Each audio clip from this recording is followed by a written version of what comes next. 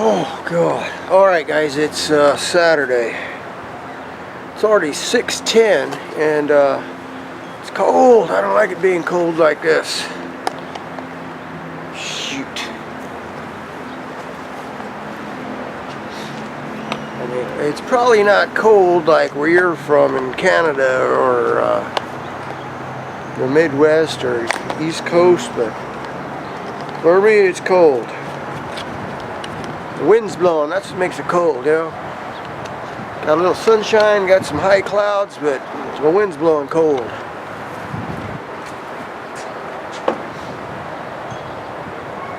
So it's 3,000 miles on the 2018 Colorado here, and I'd like to give it an oil change.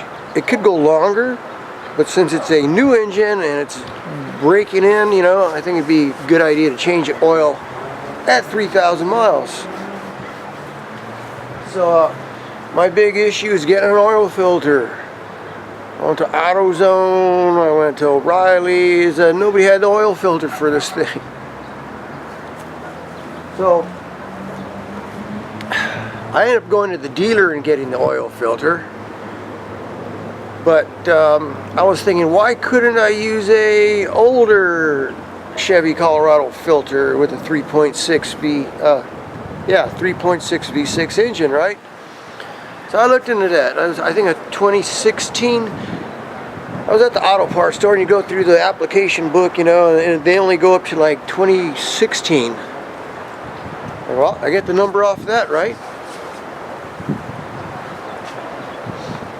So here's a Purolator filter for a 2016 Colorado. Looks like that. I'm like, huh. First of all, it's awfully small, but I mean the build is a whole lot better than what I got from the dealer. And it's a totally different filter. It's similar in size, but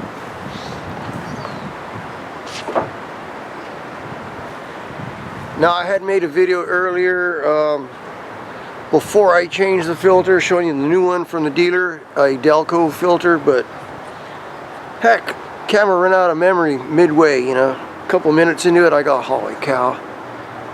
So anyway, so we skipped all that. Let's fast forward to after the oil change. Here's the filter. That's all it is. It's plastic and paper or whatever it is. There's no metal in there.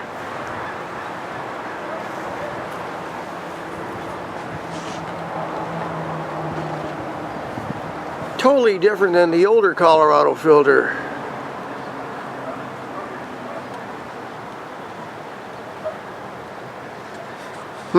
Now, I almost was going to buy one of these figuring that it should fit, right? Don't make that mistake. It's a little different. I think this one's better made, only because it's got this steel ends on it and not plastic like this one. You know, on the interior, it's got it looks like a steel tube in there, where this has nothing. This is just paper.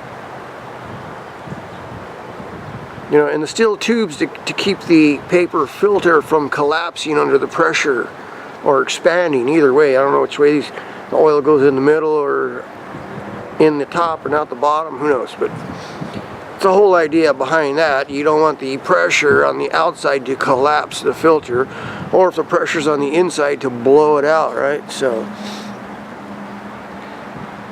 according to the engine computer, it's running 46 psi.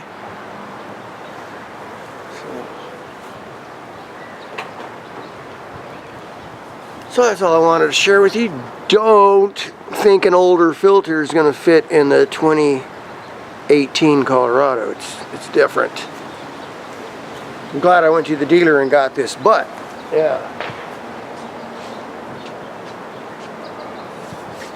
Oh well, what can I tell you? It's all new to me.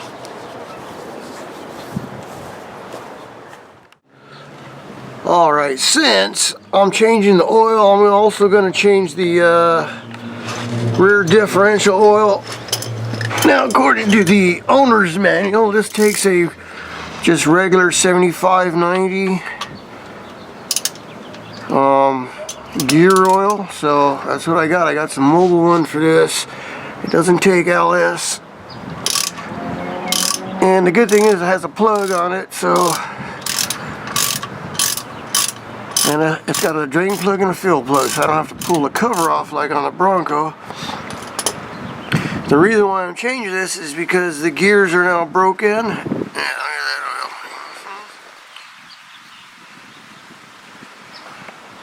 Typically on a set of ring gears, I think the break-in was like 500 miles. If you put a new ring and pinion. So I figured, let's change that. The front should be fine because the front is doesn't get used much. It's got used one time, not even a mile. So I'm not worried about that. I haven't been in deep water or anything like that. Here's the drain plug, or the drain plug. Let's see if it's got anything on there. Yeah, see that? It's just break-in stuff, I think. There's a chunk of metal or something right there. See that? Huh. This is magnetic. Typically there's a magnet on these things to pick up those little chunks. It could be something, or it could be from the plug itself. It's nothing though. It could be something from the manufacturing process. Yeah. What do I know?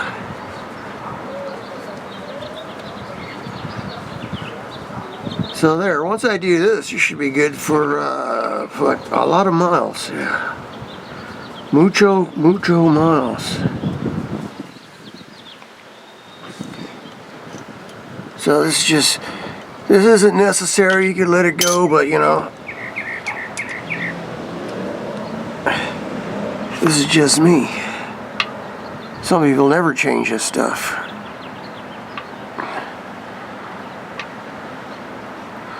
Unless they go into deep water and they find out days or weeks later, hey, there's water in there. Wheel bearings went out. Axle bearing went out or something.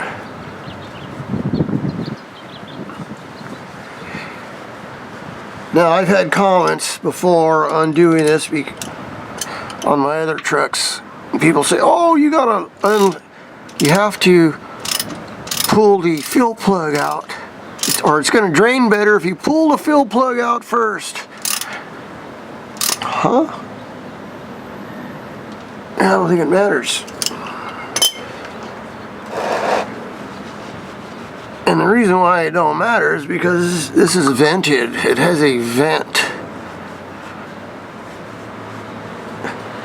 It's got a vent hose, goes up to the top of the frame there. So it breathes a little, so it's not like it's going to get vacuum locked or just, you know, have some kind of weird vacuum problem. So now you pull this plug out and refill it. Well, it only looks like maybe a quart or two. See, nice and clean.